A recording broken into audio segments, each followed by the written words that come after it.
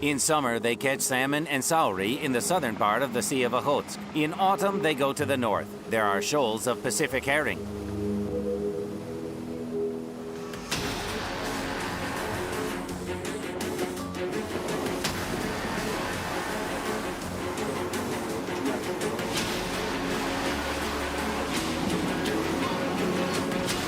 We've squeezed several weeks into several dozen of minutes to show what it means to depend on the sea, to be devoted to it, and what it means to live on the sea.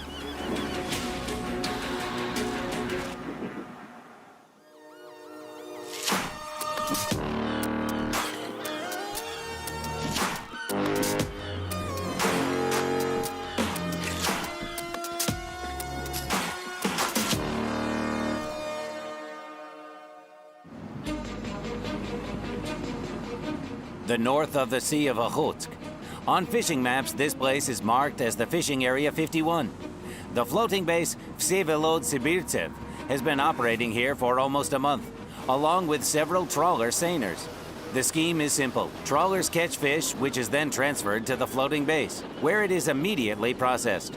Reefer ships take the finished products away and bring food as well as containers for canned fish for the crew of Vsevolod-Sibirtsev.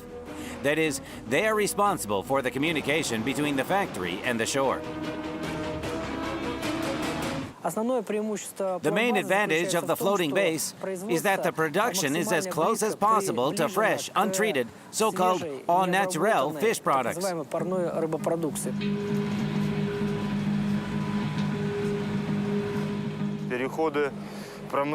It takes 5 to 6 days for fishing vessels to sail from the fishing area to the developed infrastructure.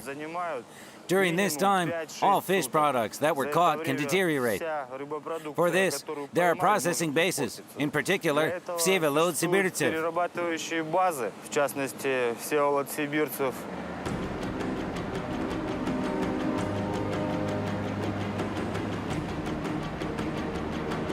The floating base Vsevolod-Sibirtsev is difficult to compare with anything that moves. For example, it is 2.5 times longer than the Airbus 380, the largest passenger aircraft in the world, and 7 meters longer than the submarine of the Project 941, the famous Shark, the largest nuclear submarine cruiser on the planet.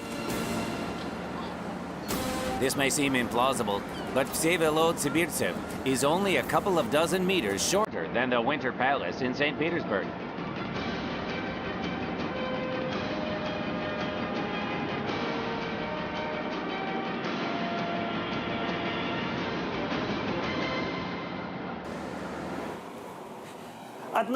From the bow, which is crowned by the bridge, to the stern, beneath which there is the engine room, the distance is around 100 meters. This is the distance the inhabitants of the bow need to cover to get to the gym, dining room, wardroom, in general, all that we're used to calling amenities.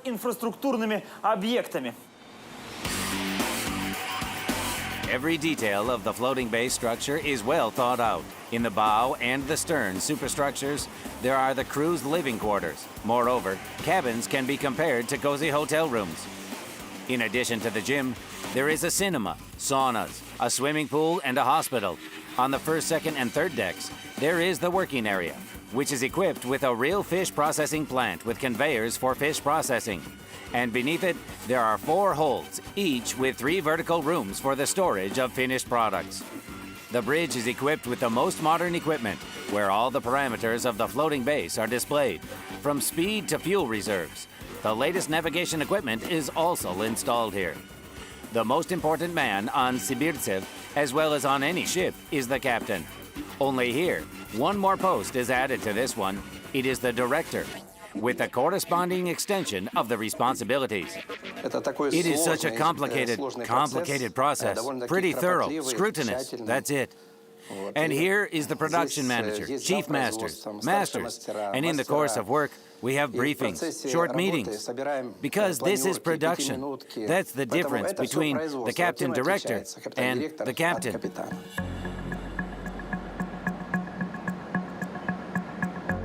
As a matter of fact, Valery Voloshin controls not only his own floating base.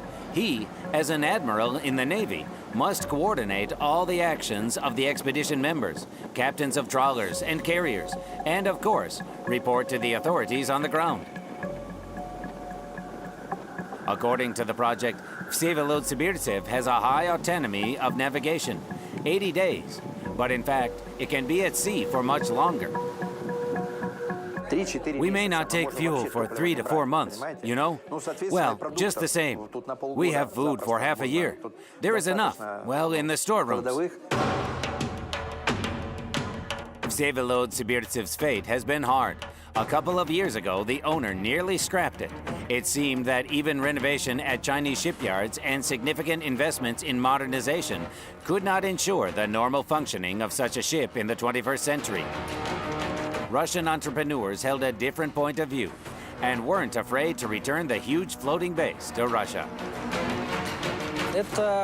This is the only possible economic method, in my opinion, in my mind, for maintaining deep processing of Far Eastern fish products. Vsevolod Sibirtsev was built a quarter of a century ago in Finland, specifically for Far Eastern fishermen. The factory ship became one of the 3 vessels of this type. For Finland, the construction of such an object for the Soviet Union, even at that time, was an important event. So this issue was approached thoroughly and seriously. The Finnish shipbuilders used the most modern equipment of the time. They tried to make the ship as convenient and practical as possible. Special attention was paid to security. It's built in such a way that, for example, if any 2 adjacent compartments are flooded, it remains afloat. That's it. Well, you can imagine, yeah, what it is. In other words, it is quite safe in that respect, and there are usually no fears. In the Soviet era, the factory ship was recognized many times as the best in the Far East. Then the big country was gone. Hard times came. A few years later, on the ground of unprofitability, Vsevolod Sibirtsev was sold for a song to Greece, nominally, but in fact, to China. In China, they wanted to make a fishing hotel out of the floating base. But then the Chinese scrapped the project. Its new owner, a fishing company Dobro Float, began to prepare the vessel for its return home. We started modernizing the plant. In other words, the plant was rebuilt. Since there weren't any conveyors, any freezers, there was nothing. We had to repair everything. The equipment was repaired in the engine room and on the working decks. In the plant, departments' processing lines were restored and conveyors were fixed. And Vsevolod Sibirtsev again resumed its duties.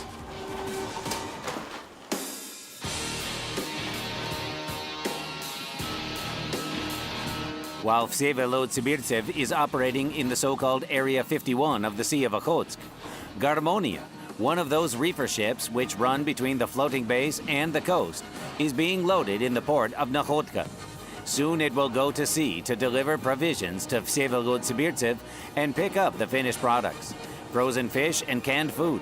The floating base is 1,300 miles or a few days' journey away.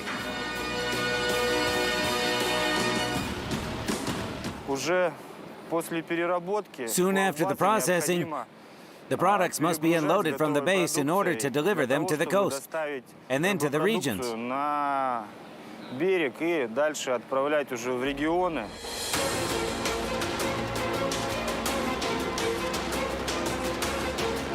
Dobro Float has 3 ice-class vessels built in Greece for the project Posiet. Reefer ships of the project Posiet ships are unique in their own way. They can pass along the Northern Sea route, even without the help of icebreakers, which in August 2015 was brilliantly proved by Captain Vladimir Slizov.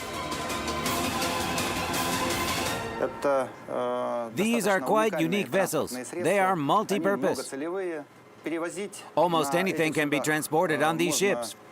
From cars, 20-pound containers to frozen fish, vegetables, fruit.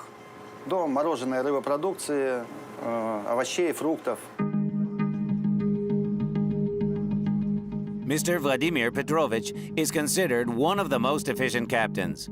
At a rate of 7 trips a year, he manages to make it up to 12, despite the weather and the risks associated with it. Yet, sailors do not even like the word risk. Никто в море не рискует. No one risks at sea.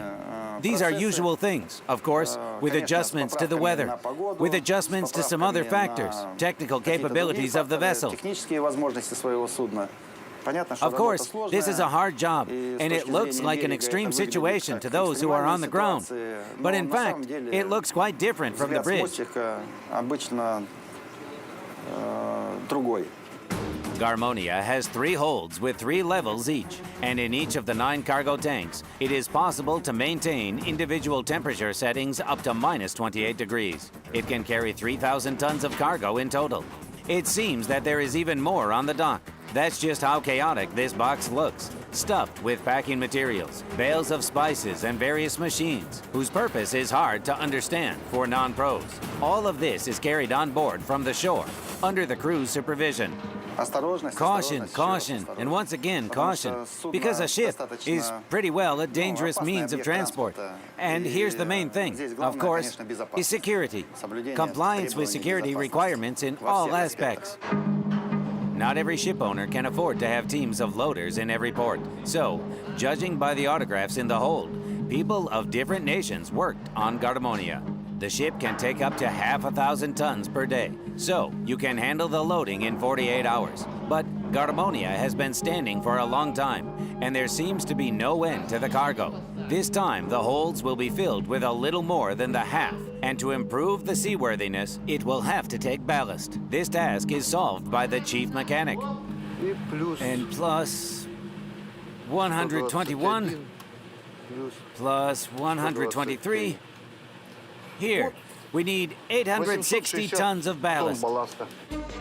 Garmoniya can move at a speed of more than 15 knots, and there will be enough fuel reserves even for a round-the-world cruise. Even now, there is enough fuel to cross the Sea of Okhotsk twice, but it's necessary to foresee an increase in fuel usage when the ship is returning with 300 tons of production.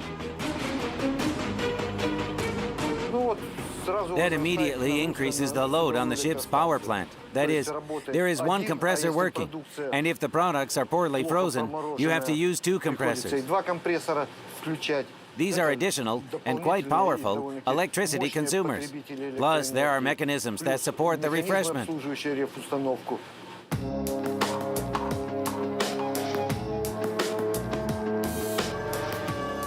Finally, the loading is finished. The hydraulic lines have been installed where the cargo doors are, and almost in total darkness, a tanker approaches Garmoniya. But now, of all times, the refueling hose is too short and can't reach the receiver. Stretch one of the ends to the stern. Well, in short, we need more people to the stern and the tank. It took the efforts of 2 crane operators and both deck crews so that the process of fueling finally began. As a result, pumping of 200 tons of mazout and 50 tons of so-called light diesel fuel is delayed until the morning, instead of the usual 4 to 5 hours. It seemed it was all. The ship can go. But the captain still has long negotiations ahead with the authorities, border control and customs. No, the ship isn't going to foreign ports, and the Sea of Okhotsk is considered internal. But a law is a law. So, armed with a bundle of documents as thick as a complete collection of Pushkin's works, Mr. Vladimir Petrovich is preparing to welcome the inspectors on board and lose a few more hours. Once again, considering the meteorological report and his own experience, Captain Slizov decides not to go directly to the floating base, but to make the route closer to the shore. In this case, there is a chance to encounter areas of small ice pieces. But Garmoniya isn't afraid of ice. But such a maneuver will possibly help to bypass areas with stormy weather, so that the speed will be much higher and the cargo will be much safer. A 100-meter vessel is difficult to call small or compact. Nevertheless, you can't walk along it. Even seasoned sailors go out onto the deck only in helmets, and in addition to that, fasten themselves with carabiners to the lifelines to be reassured. The broadside is relatively low, so such precautions can't be considered superfluous.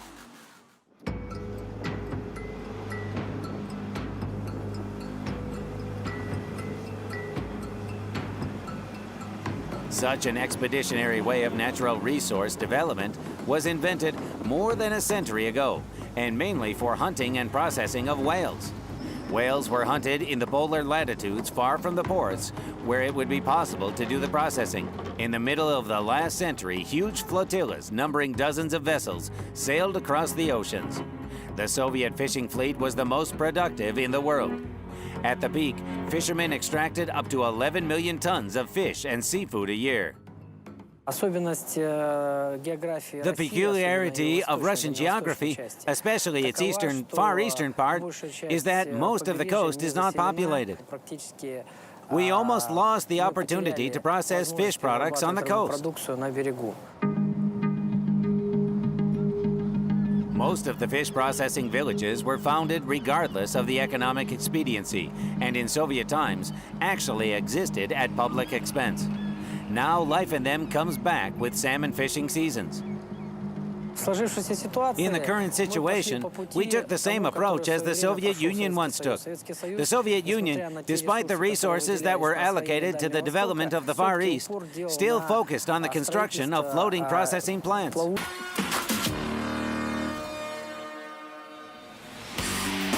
A huge factory ship with a height of a 15-floor building processes up to 600 tons of fish every day in the sea.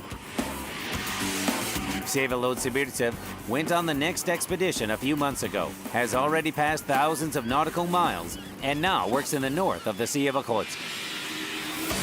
Several trawlers supply the floating base with raw materials, and communication with the coast is made possible with the help of reefer ships. Built in the Finnish shipyards for the Soviet fishing fleet, the world's largest floating factory was almost scrapped. But it was returned to Russia, and now this giant claimed to be the flagship of the country's fishing industry. Sea of Okhotsk, Fishing Area 51, the giant floating factory of Vsevolod is in anticipation of the reefer ship Garmoniya, which left Nakhodka and is carrying supplies. It will take the finished products from the floating base. Well, in any case, we always carry supplies, like some materials, transport passengers, for example, who have their contracts ended, who resigned because of an illness. In other words, in the direction of the floating base, the ships always go loaded with supplies.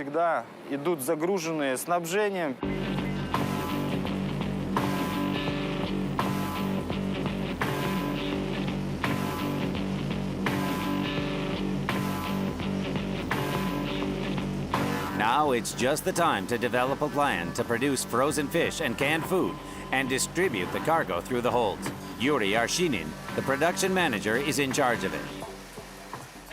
Logisticians work here.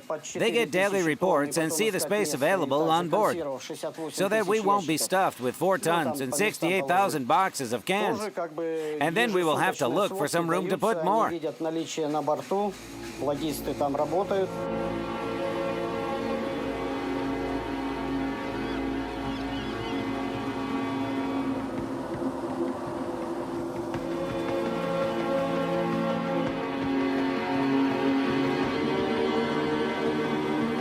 The captain of the floating base, Valery Voloshin, is a hereditary sailor.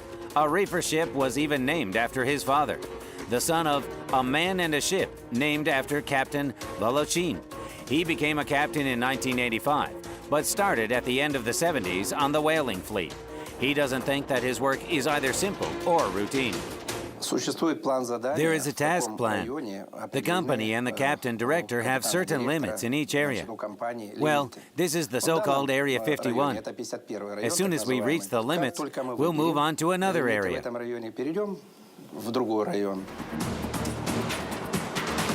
It is not easy to control such a floating base. Due to its huge size, the ship has large windage. At sea, the wind can reach the speed of 50 meters per second. In such conditions, the floating base must literally balance so as not to fall into the angle of list of more than 2 degrees. In order to comply with all these parameters, we have a strong ballast system. Yeah, 200 tons in, 5 tanks from each side. We are adjusting the angle of list. All mechanics on the ship are supervised by the chief mechanic, Igor Chekh. Bearing the same name as a famous goalkeeper, he's been at sea since 1984. Sitting in the CCR, Central Control Room of the power system, he's thinking about what won't cross the mind of an outsider, the importance of fresh water. There is a water distiller whose technical capacity is 455 tons a day. To produce even that amount of water, you need to spend 7 tons of fuel a day. So the water becomes too expensive. То есть вода золотая получается.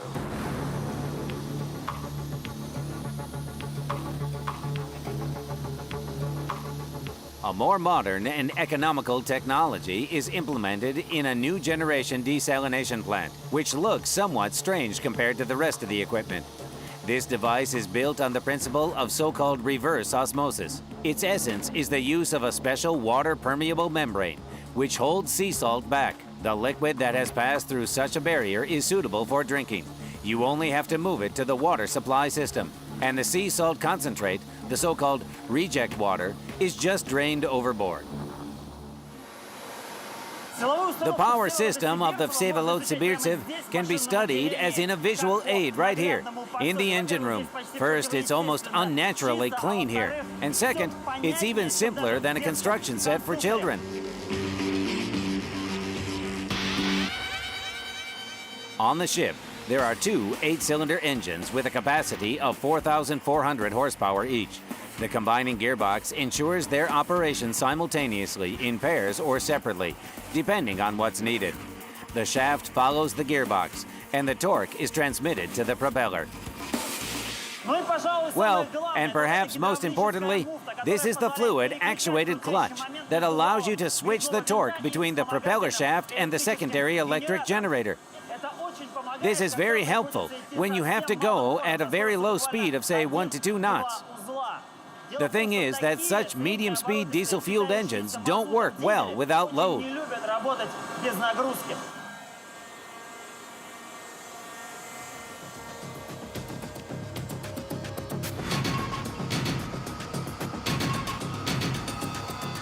In a working day of the floating base, they need up to 40 tons of fuel, apart from other operating supplies. Moreover, even if the huge vessel is just drifting, fuel consumption is not reduced drastically because the main engines are not the main consumers of fuel. Basically, the fuel goes here. It is the refrigerator, the freezing complex. This is a huge load. This is the ship's course. Why? Because the floating base, in principle, is a structure that should stand. It's not for sailing somewhere. On each of such trays, there are 20 kilograms of fresh fish, which in minus 50 degrees in 2.5 hours becomes fresh frozen. This is one of the 3 freezing complexes located on board of Vsevolod-Sibirtsev.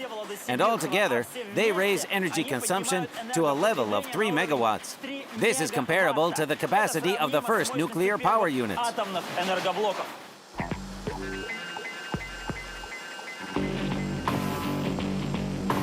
The world's first Obninsk nuclear power plant produced up to 5 megawatts of electricity. Vsevolod-Sibirtsev manages it with only 3 diesel generators. The main thing is to have something to process. The factory ship can process up to 650 tons of fish per day, but the usual rate is about 500 tons, or, in terms of the Pacific herring, 1.5 million individuals.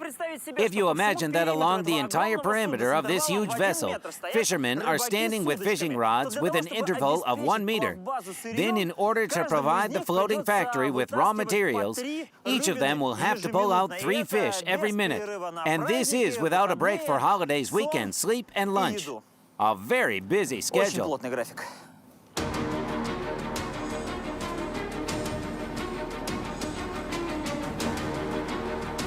Self-sustained extraction of raw materials, however, is possible. For example, it is possible to set traps on the world-famous king crab with the help of motorboats, which still haven't been used on the fishing deck. Well, fish are caught by special fishing vessels, which are part of the expedition.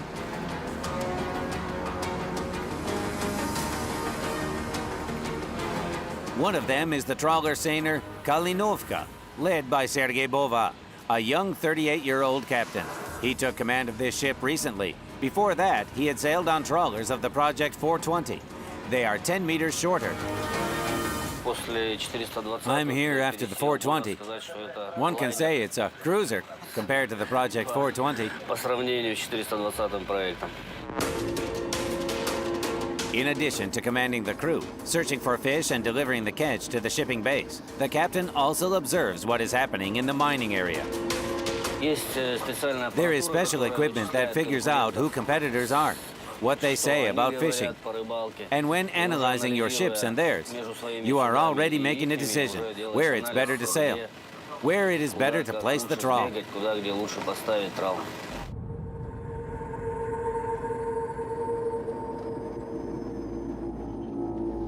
The information from the locators helps the captain. The sonar system has been installed for a year already. It is very effective in terms of searching for objects, such as sauri, herring.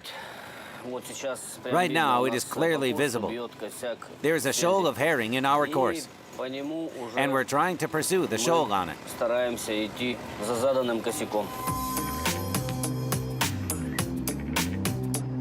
The obtained information determines not only the movement of small fishing vessels, even the huge floating base moves after the fish, all in order to speed up the delivery of fresh raw materials to the production and optimize the fuel consumption of the trawlers. We follow after the trawlers. All this is coordinated. We have communication between captains, roll calls. Well, in order to understand where every ship is, when the trawl started fishing, when it will choose the course, which catch they will get, and for what period of time, how much it has trawled. So everything in general is well organized. Meanwhile, the ship Garmoniya, which left Nahotka 4 days ago, has a few miles to cover to deliver supplies and pick up fish and canned food from Vsevolod-Sibirtsev.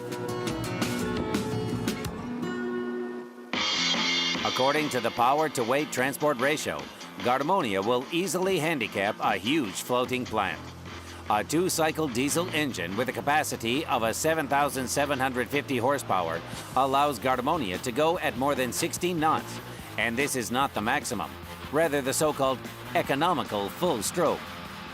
The mechanical part of Garmoniya is under the supervision of Alexander Vadimovich Omelchenko, an experienced chief mechanic who spent more than 40 years at sea. The chief mechanic keeps the situation under control, even if there is no one at the helm. This isn't uncommon for modern ships. This is the autopilot's job. That is, the course is set. The gyro compass shows to the north. Our courses say the north 0. Our courses say 135 degrees. So, due to the interconnection of the gyro compass system, the tracking system, the vessel returns to its course if there is any deviation.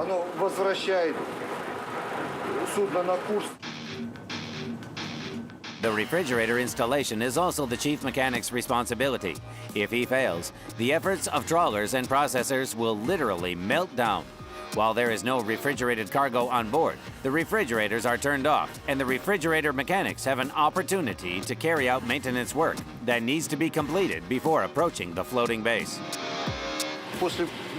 After we begin to load the cargo, the refrigerator system is activated, and now it should work until the end of the full unloading. Therefore, they have a small amount of time.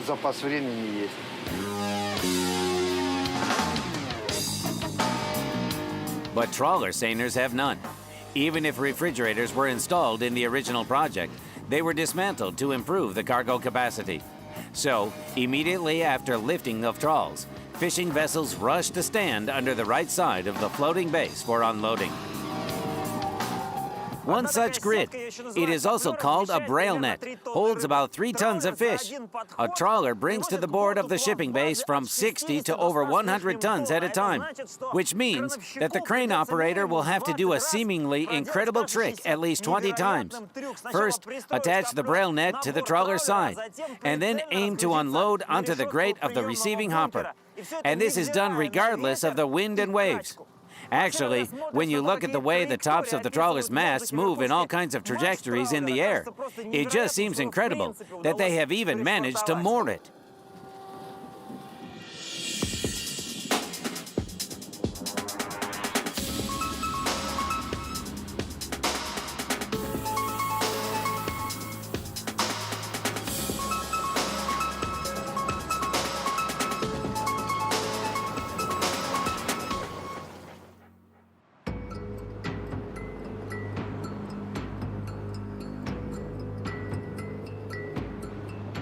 and Garmoniya is hurrying to moor to the port side.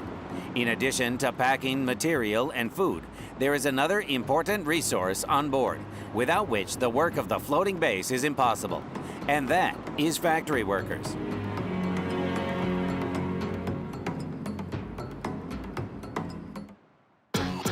Vsevolod-Sibirtsev already appeared on the radar of Garmoniya. Now, instead of some pleasant activities, Captains Slizov and Voloshin will have to moor in the open sea. Mooring in the sea is different from mooring on the coast. There are no marine pilots, no tugs, which ensure the mooring. And, of course, every mooring is more like an art of the captains, who are on the bridges of these two vessels.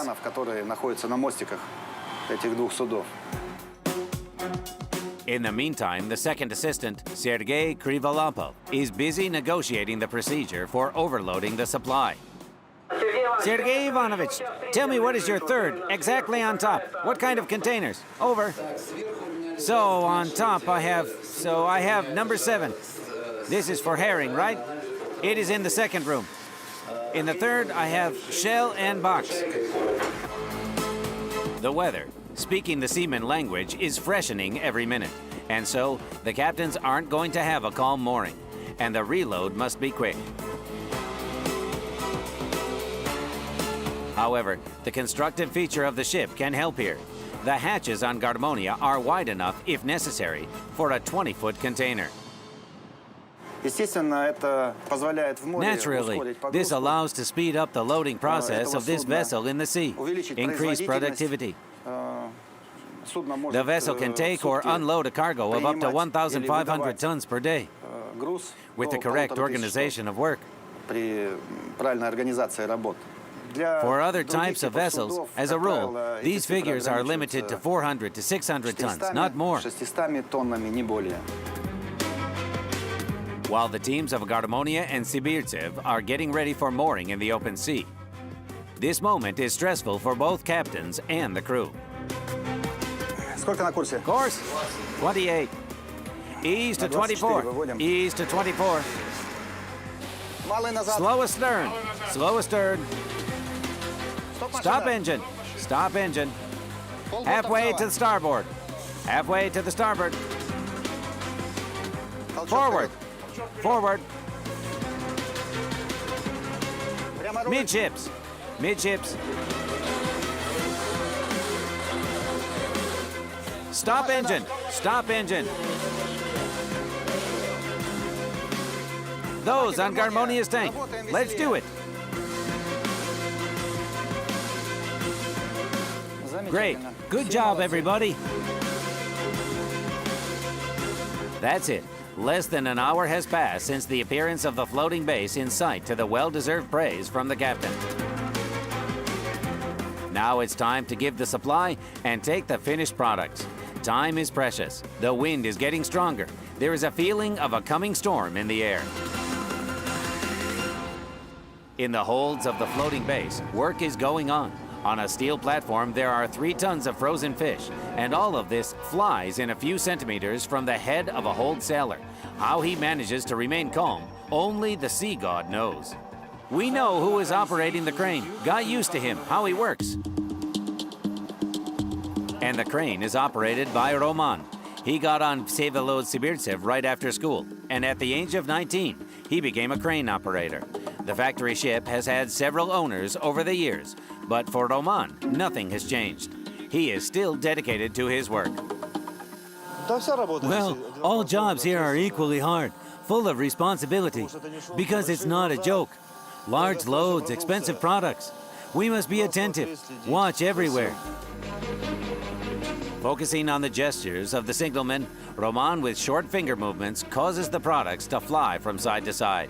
And in addition, he answers my questions with the same short phrases. Any slightest inaccuracy and there will be victims. That's all you think about. Only about this. Well, how to say, you gain experience over the years. You watch where the pendant is, what angle the swell has, where, what to catch. And you move and catch. Unlike Roman, his crane has worked in the USSR when a red flag with a sickle and hammer was swinging on the flagpoles of 253 factory ships. And there were also 33 projects of larger factory ships, which most of the time had interconnected professions, making canned and frozen food right in the sea. In total, there were 1,319 of such vessels. In addition, the Ministry of Fisheries held a fleet of 42 surface scientific vessels and 24 submarines. And here you ask yourself a question: where did all of this go? But the answer is painfully obvious. It all collapsed together with the Union of Soviet Socialist Republics. The thing is that the Soviet fishing industry was planned unprofitable, a situation absolutely unthinkable during the current market realities. Today, unprofitability would immediately put an end to the company's business. But still, here it is, a huge floating island in the middle of the Sea of Okhotsk, whose inhabitants, living in a hostile environment, extract and process natural resources. This is how a part of Soviet reality has reached our time, which is unlikely to be reproduced in the foreseeable future. I doubt that this is possible in the next, say, 5 to 7, maybe 10 years. Because the economic situation doesn't allow us to recoup such a large-scale shipbuilding. Today, ships, which are 2, 2.5, or 3 times smaller, are more popular. They can make profits according to the investment without long payback periods.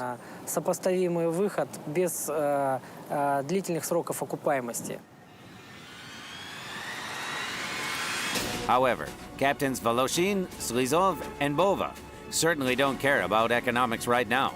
There is a cyclone coming in the Sea of Okhotsk. The storm begins, the wind increases to 30 meters per second, and the waves grow to several meters. This is a threat of icing up not only for small vessels like trawlers, but also 100-meter ships. What was just a simple routine recently becomes deadly dangerous. The work has to be stopped. The ships are sent to the nearest storm shelter, the Shelting Bay. The Sea of Okhotsk. The Vsevolod-Sibirtsev floating ship has been operating here for several months. The expedition also includes trawlers. They catch fish, and fast reefer ships. They deliver finished products ashore, covering thousands of miles in a short time, regardless of the weather and season. Vsevolod-Sibirtsev is a huge construction, which is 179 meters long and has a displacement of more than 26,000 tons. In size, it's even bigger than the largest passenger aircraft, A380. In a day, the floating base can process about 600 tons of fish.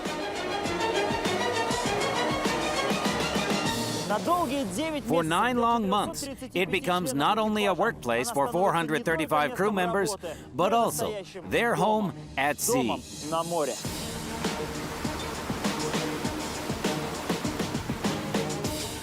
We spent several weeks in the expedition and covered thousands of kilometers. And all of this is to understand what it means to live at sea.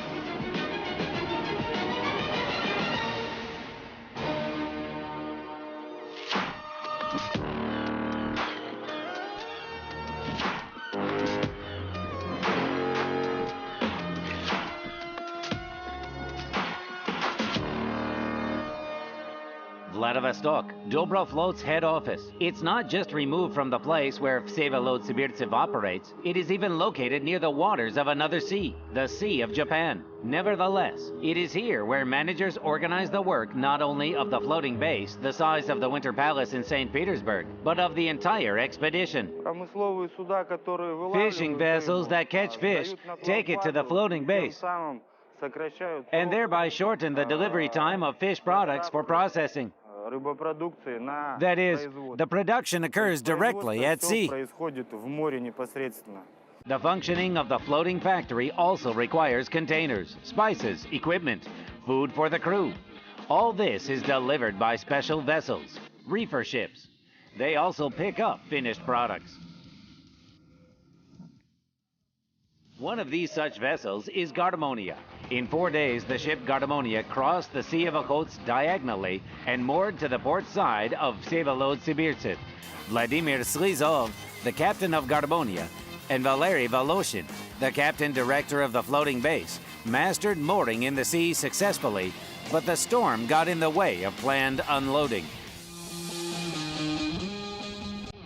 It's common practice. The entire fleet, both the fishing ships and the floating factory, will most likely go to the Magadan region to hide from the bad weather.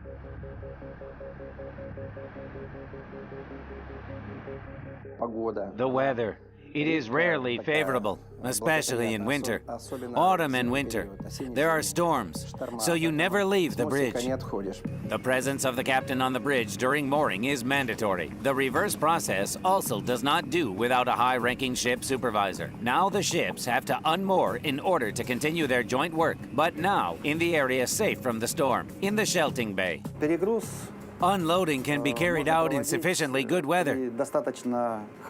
So if the weather conditions worsen, naturally we have to unmoor, wait for the weather to improve, and then make another attempt. Moor again to continue loading fish products.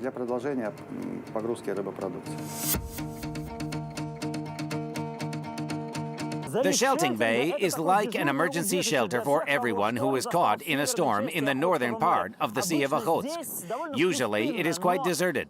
But now, in this relatively small bay, several dozen ships have gathered, including the fishing trawlers that operate with the Vsevolod-Sibirtsev floating base. A strong wind is blowing here too, but the water is calm, so Garmoniya again moored to the shipping base to fill 2 of its 3 holds with products. It's only 2 of the 3 because the third is still filled with what sailors call provisions, or more precisely, with packing materials and food both for the floating base and for the trawler seiners. The problem is that the Russian legal system prohibits operations with similar cargoes in territorial waters. Therefore, as soon as the weather at sea improves, the ships will part so that Garmoniya will be able to moor beyond the territorial waters. And only then the process of loading and unloading will continue. Trawler seiners are fishing ships. They also need to wait out the storm. And this means that the stock of raw materials on Vsevolod-Sibirtsev are rapidly decreasing, and in a few hours the conveyor belts of the factory ship will be empty.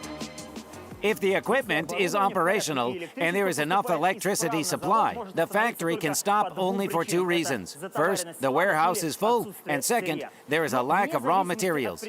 But regardless of the reasons, after mandatory sanitation in such cases, everything has to stop, and the factory turns from a source of income into a generator of losses.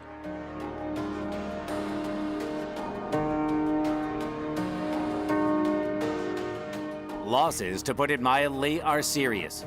Each day of such a huge floating base being at sea costs about 1 million rubles. But not only shareholders and managers are upset. Each employee of the enterprise, in addition to a relatively modest salary, also receives a bonus part, or the share. And the amount of this share depends on the quantity of products produced. In the sailors' language, it's called to earn from each tale.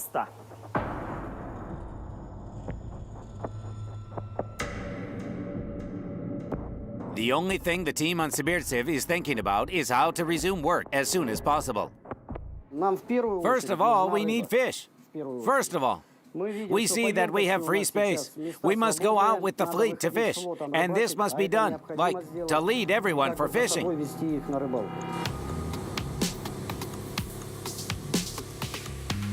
But while the weather doesn't let the fishing expedition to sea, the crew of Vsevolod-Sibirtsev will not lose time. There is always a lot of work on a huge ship.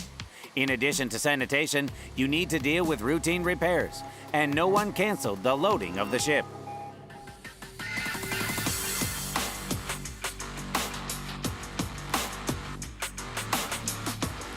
And now, finally, the waves in the open sea become lower, 1.5 meters. And this means that seiner trawlers can again go fishing. And the head of production has to prepare to receive the catch. Garmoniya unmoored in order to moor to the floating base once again, but now at open sea. The work with the load will be finished later. It would have been wiser for us, let's say, to stop yesterday and go fishing and catch fish. And now, as the weather calms down, we'll work again. We'll take supplies and then continue to unload it later. One hold is empty. We'll fill it.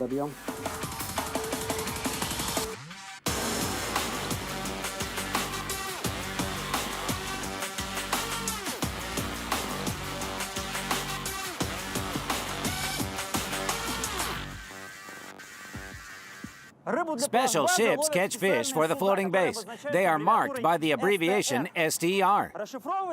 There is some French reverse word order in the way it is deciphered.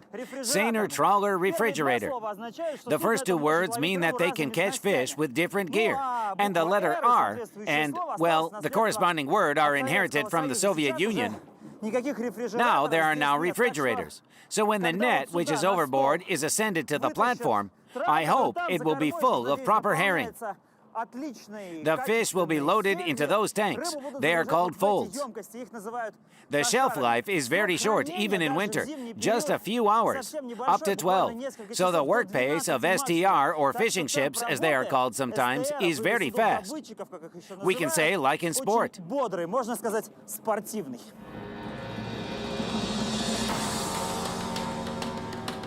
After delivering the first catch to the base after the storm, Sergei Bova takes his Kalinovka trawler to the place where other Dobro floats fishing ships saw shoals of herring.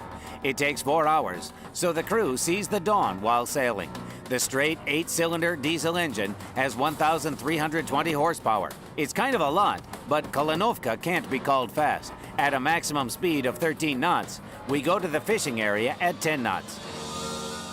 This STR Kalinovka was built as a part of the Project 503. It was one of the most popular in the Soviet era. With a length of just over 50 meters, this ship belongs to the medium tonnage. That is, far from being the smallest. But nevertheless, in comparison with the floating base, it is, of course, just a shell. And only here you can understand what the real sway is.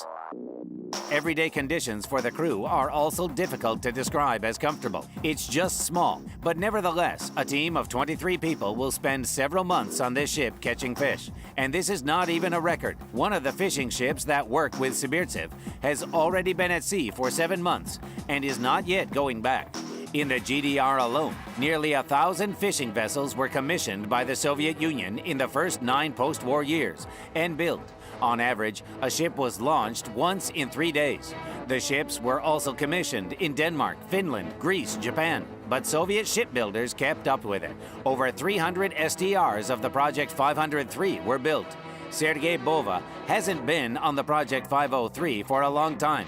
Just a month ago, he came from a smaller fishing ship. Between the answers to my questions, he also manages to give commands to the officer on duty. There is a tension, as if we are participating in an unspoken competition on trawler of herring. However, this assumption the captain rejected immediately. Nikolaich, 5.3. There were such situations. But now the company distributes shares equally between the ships, so that each vessel can earn, and fewer people, well, flee from ships. 5 and 3, just addressed to Nikolaich, is the propeller blade angle of attack. Like most trawlers, Kalinovka is equipped with a so-called ABP, adjustable blade propeller.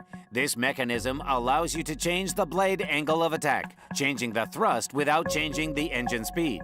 By the way, in addition to the main engine, Project 530 STRs also have 2 side ones. Managing all this isn't a hard task for an experienced captain, but the captain of a fishing vessel is also a skilled fisherman.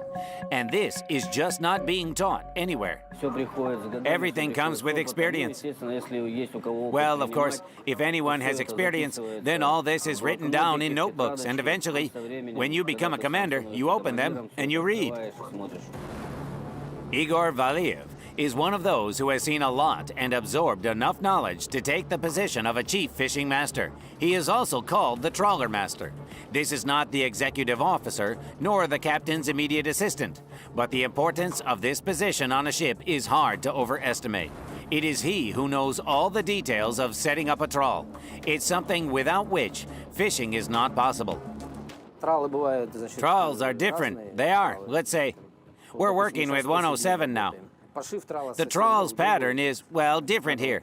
So you need to set HDD correctly so that it will open. Load the bottom for the trawl to open and work normally. Well, the same is with the net, so that more fish will get into it, obviously. And Igor Yurievich gave a simplified version. After all, in fact, everything is much more complicated.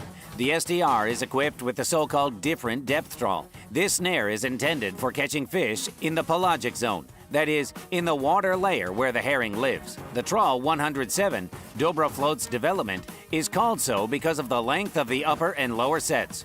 They are, in simple terms, steel ropes holding the trawl's wings, whose task is to catch fish and send it to the net, to the tail part of the tackle.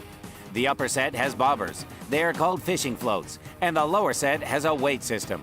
Well, HDD is a hydrodynamic device, a system of trawl boards and plates which ensure the correct horizontal opening and position of the trawl in the water layer. The trawl is connected to the ship with wires or steel ropes, and all this needs to be adjusted and managed by the team.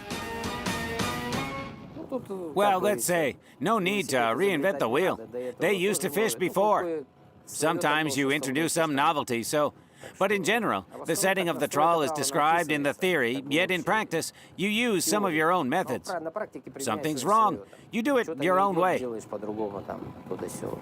At this time, the captain is sitting in a compartment with screens of sonars, and therefore it's like the workplace of an aviation navigator, or to a flight control center. Only now, it's not a satellite in orbit that is flying, but a trawl in the waters of the Sea of Okhotsk. Right now, it is clearly visible. There is a shoal of herring in our course. And we're trying to pursue the shoal on it. We can't determine the shoal's density in our course. But if the color is red, then it should be dense.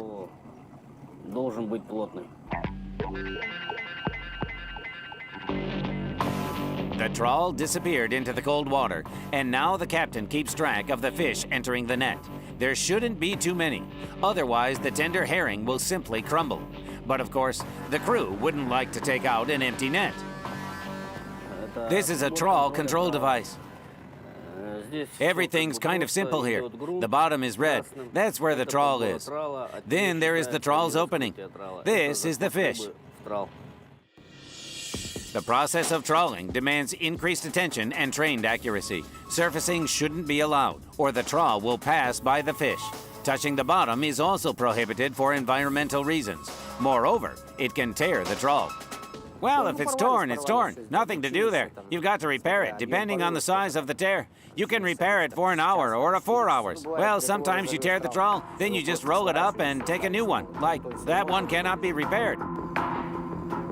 Well, to tear a trawl isn't so easy. It was hard for our ancestors. They could forecast the weather only by beliefs.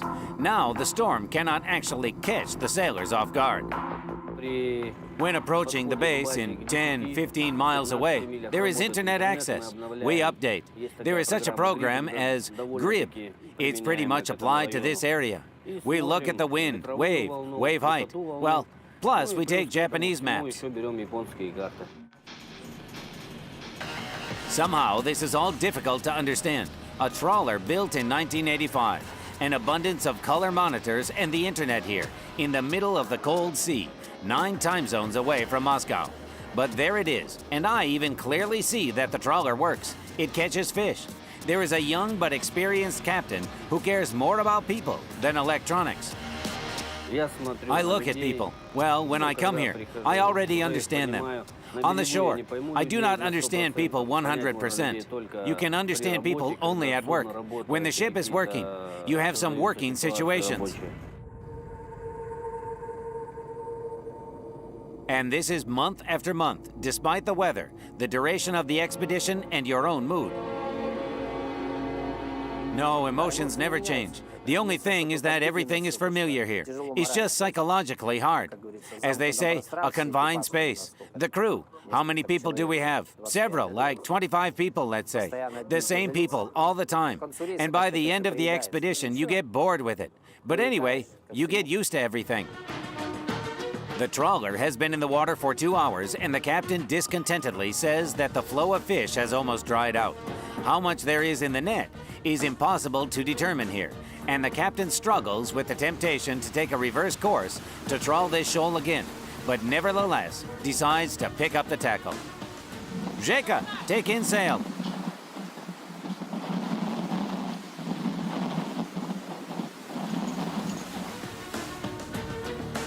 After the wires were chosen and the load thundered across the deck, multicolored trawl's wings appear. But here comes a problem. The cable of one of the sensors is tangled and doesn't let us continue. Together, we eliminate the problem, and finally, the net appears from the water. The net tightly packed with Pacific herring. Fishermen are happy. There are more than 80 tons.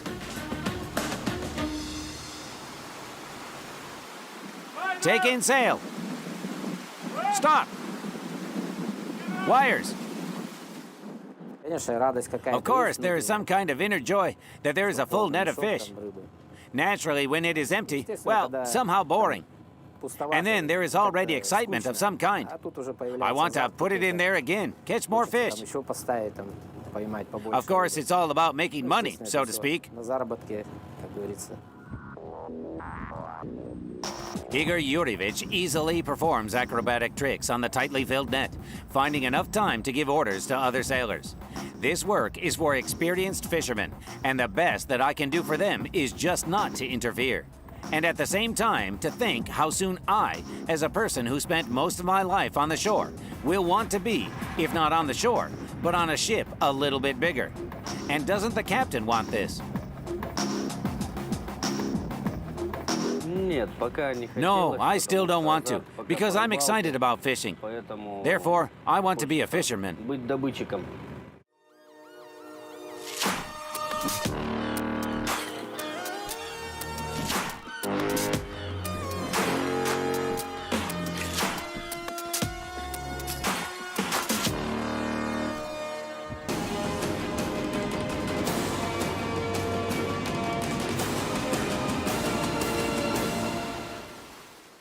Well, fishing, which at first did not impress, proved to be very successful. On board, there are more than 80 tons of herring. The folds are filled, and now Kalinovka is waiting for its turn to moor to the floating base and unload the catch onto the factory. Of course, I wasn't allowed to real fishing acrobatics, to manipulate with the filled trawler, but instead, I managed to participate in untangling the gear, back up the sailors, and salt my hands in the Sea of Okhotsk.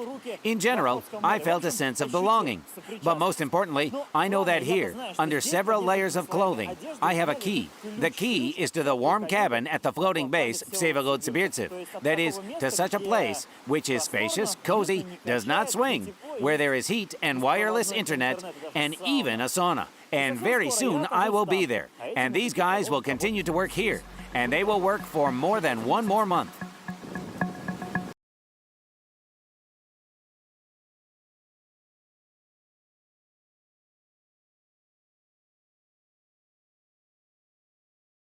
During this time, the floating base has already managed to get closer to the fishing ship, and in less than an hour, Kalinovka will take place in the line for the delivery of the catch.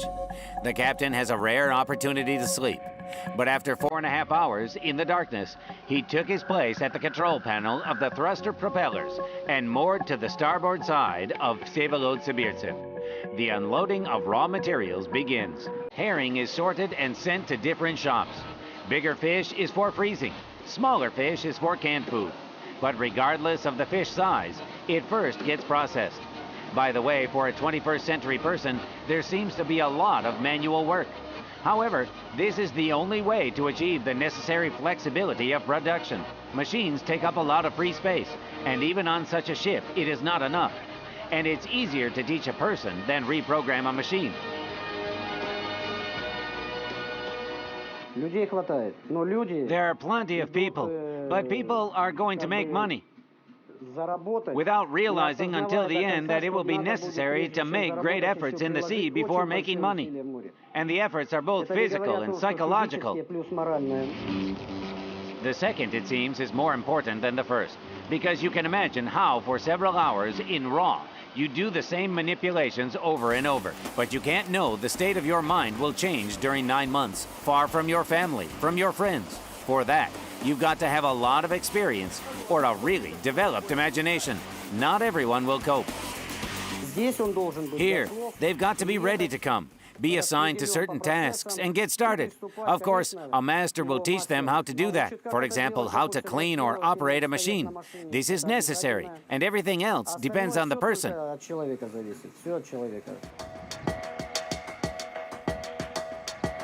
Before getting on board of the ship, future factory workers are in the training center in the village of Yuzhno-Morskoy.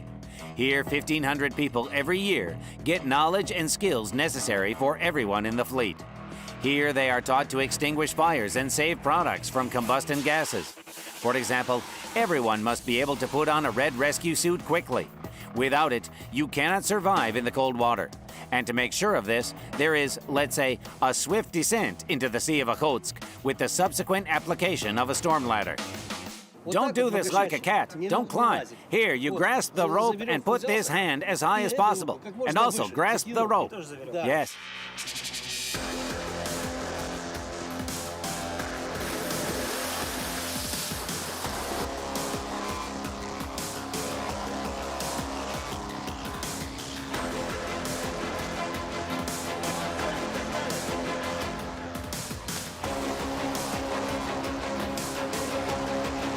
But that's not all. After a jump into the water and a short rest on the life raft, an imitation of rescue with a helicopter is to be done. An electric winch is like an aircraft.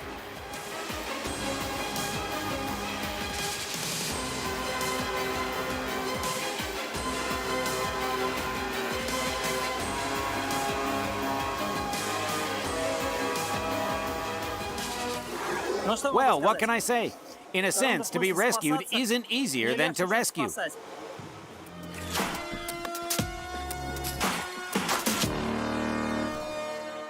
Vsevolod-Sibirtsev is not just a floating base. Its design is well thought out. Thus, living quarters are located in the bow and stern superstructures. Moreover, cabins can be compared to cozy hotel rooms. In addition to the gym, there is a cinema, saunas, a swimming pool, and even a hospital. The vast majority of ships have medical facilities and doctors. But when there are over 400 people on board, and they are on the same ship for 9 months, the likelihood of someone getting sick is inevitably approaching 100%. Therefore, there is not just a medical unit on Sibirtsev, but an entire onboard clinic.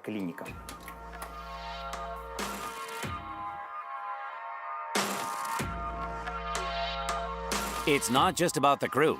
Like mechanical workshops, Vsevolod-Sibirtsev's medical facilities should serve the entire expedition. That is, if the ship's doctor, for example, on the trawler can't cope with the severe trauma, the victim is transported to the shipping base, and thus, sometimes a life is saved. Well, in general, harsh conditions at sea don't have many positive effects on one's health.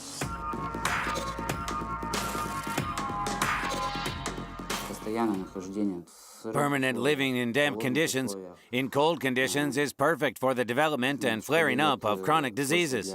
Hard to work on the floating base? It's time to check out for myself. Having dressed in the necessary overalls, I'm going to take my place at the conveyor belt. Now, I am a factory worker. You get used to the smell, oddly enough, pretty quickly. But something which is hard to get used to, at least for me, is this noise, which makes you want to run away immediately. Covering your ears with some headphones, for example with classical music. It seems to me that something impressionistic would suit, for example Stravinsky.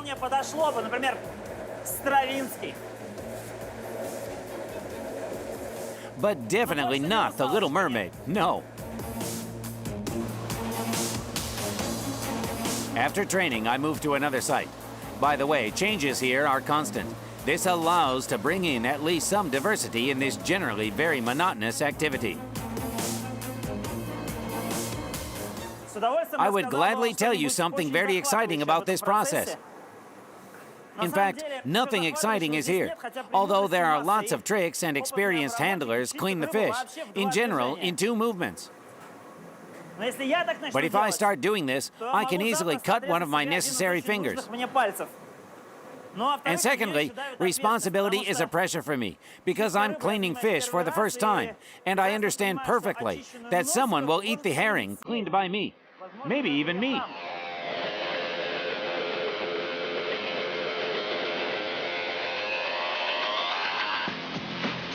And finally, for all the apparent simplicity of these operations, I personally do not understand how this can be done for 12 hours in a row every day, even if with short breaks.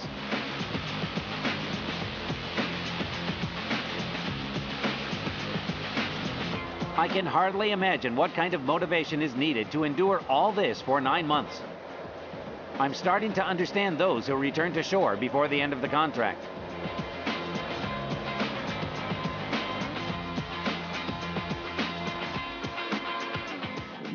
Even though there are, let's say, a gym and the internet, but still, people are in a confined space.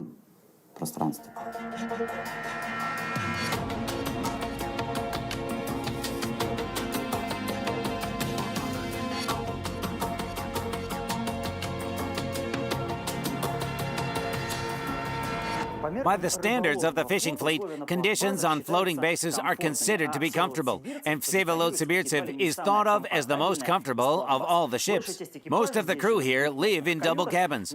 On all residential decks, there is a Wi-Fi network with internet access. At least here it is simply spacious.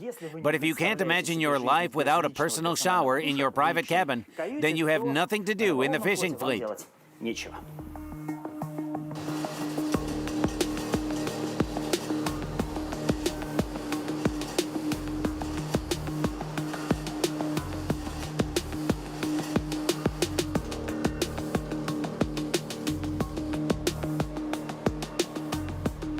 Natalia came to Primoria from Ufa. Since 2011, she's been going to sea, had time to work on short expeditions, and eventually decided on a long one. I'd say that living conditions in this company aren't bad. I also worked on a mini base, Kapitan Yefremov, also belonging to the same company, in 2011, by the way. It was my first ship. Same conditions, and meals are good.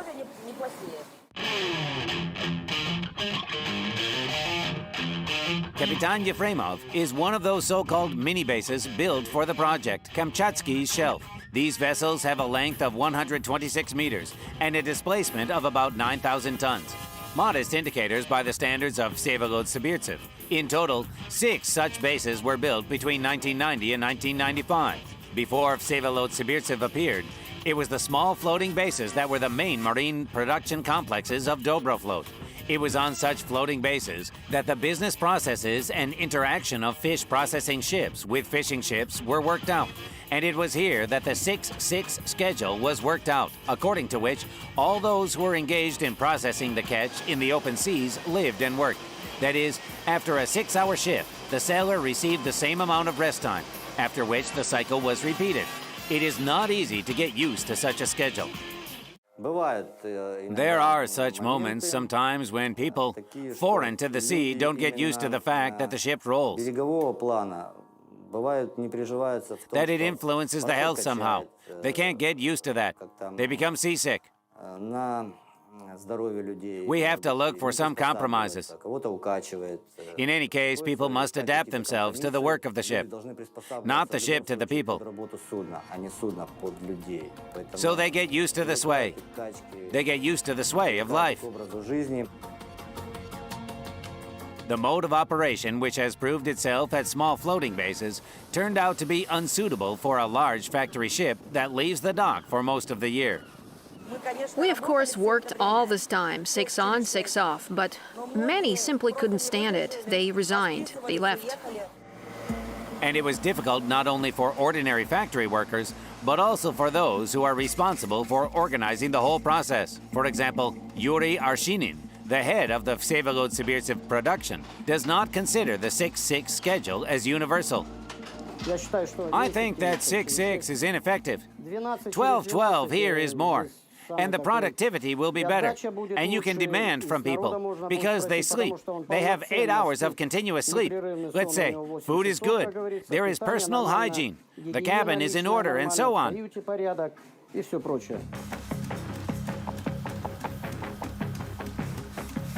However, a 12-hour shift means a longer stay in the standing position, and often in the not most health-friendly conditions. And then there may be questions from doctors already. How does this work schedule with 12-hour shifts affect the health of the crew? Most of all, a prolonged static stress in a required position influences the health. So that's what Dobraflot's managers have to keep in mind all the time, being between Sila of workflow processes and Charybdis of workers' health. After all, people are a resource for the company no less valuable than unique vessels. Of course, it would be possible to adopt the shift schedule adopted in the military fleet at the time of Peter I. The shifts still have a duration of 4 hours, and breaks between them are 8 hours long. Undoubtedly, there are also so-called extra shift duties for military seamen, but on the whole, this schedule seems more convenient. However, in order to make the work in 3 shifts possible, it would be necessary to increase the number of workers by 1.5 times. And this is not in any way applicable to the size of even such a huge factory ship as Vsevolod Sibirtsev, nor to the parameters of the business plan. However, the sailors knew what they signed up for. Of course, if the person can't take it anymore, can't get used to the sway, to the conditions on board, there are such cases. We can send the person, if they want it, to shore without any problems. Often, the only incentive to adapt is the financial one. Natalia, for example, doesn't even bother herself with comparing salaries at sea and on shore. She understands that you cannot earn for your own accommodation on shore. You work on the shore, you still spend that money, right? And let's say there's no opportunity to save up some money, for example, to have your own plans, some goals, and when you are in the sea, you return from the expedition and you get all your earnings. But you've still got to work to get all your earnings. That is, to work till the end of the expedition. And it's not so easy, even for those who understand what they got into. Even for them, the schedule is sometimes unbearable. However, it's not that easy to decide on the early termination of the contract. Not only will you not get your full salary, you will also experience some financial losses. Work at the floating base never stops. If there are no raw materials, there is an overload of supply or finished products. Vsevolod Sibirtsev has already left the territorial waters and is now in the exclusively economic zone of Russia. Now nothing prevents the overload of supplies, and one of the ships that provide the connection of the expedition with the shore, Garmoniya, gives the cargo not only to the shipping base, but also to fishing vessels. In order to capture 3 time zones at once, it is not necessary to get to a low Earth orbit. You just need to find the moment when the supply from the carry-away ship, here it is, Garmoniya, is in the middle, is being unloaded both onto the floating base and a fishing ship. Garmoniya's time is set as in Vladivostok. It corresponds to the home port and the location of the company's head office. Therefore, it's 13:30 now on the ship. The fishing ship has the time zone of the region where it operates. So now it's 2 hours later on it, 15:30. Well, and the floating base is between those 2 time zones. Therefore, here the ship's clock is set in accordance with the time zone, which is called UTC plus 11. That is 11 hours ahead of Greenwich, and 8 more than in Moscow. As the head of the production promised, the unloading was quick. And just in a day, Garmoniya is filling cargo hatches to set to the return course towards Nakhodka, leaving Vsevolod Sibirtsev behind, this huge factory ship, a part of the rich Soviet legacy. Not all such vessels have found a place in the recent history of the Russian fleet. It would have been just easier to declare fish processing factory ships a Soviet relic, turn a couple of them into museums and junk the rest. But these vessels are also jobs. That is, life for many hundreds and thousands of people who have chosen such work for themselves. A job that is very difficult to separate from life itself. But still, I couldn't help but ask our heroes, where is real life for them? At sea or on shore? Real life. Let's say the ship is the second home, of course. Family is the first home, ship is the second. Of course, on the shore. I just work here. I make money, and that's it. Definitely in the sea. I've been a captain for 30 years. There aren't many vacations. Life is like that, just a few vacations. So I'm at sea. Поэтому в море. Real life is on shore. Here it is work. Of course, on shore, no doubt. Family is waiting, relatives, and my grandchildren. So, life is better on shore. I think at sea. Firstly, I personally know everything at sea. At sea, there are no questions from which it would be necessary. Problems from which it would be necessary to escape, hide, flee somehow. There are no such things at sea. Real life is, of course, on shore. Here, it's kind of work. There is nostalgia, a wish to return. If there's been a long period, like 3 to 4 months, it's time to work, catch fish. Of course, the sea is exciting. First, it is the very process. Yes, it is very difficult at sea. But to be honest, sometimes there is no time to sleep. But days go by very quickly. It's real everywhere, both here and on shore. So there will be another day, and it will be January 1st. They will celebrate modestly, and already at 10 minutes after midnight, Roman will take his place at the crane, Natalia at the conveyors. Yuri Vasilievich will supervise so that the production goes without failures. Vladimir Petrovich Slizov will confirm the navigation course to Nahodka, and Valery Mikhailovich Voloshin will take farewell of his colleague with a lingering signal. Sergei Bova will give an order to set the trawler controlled by Igor Valiev, and all of them will wait for the most important holiday for sailors, the day of their return to home. Then again, they'll go to the sea.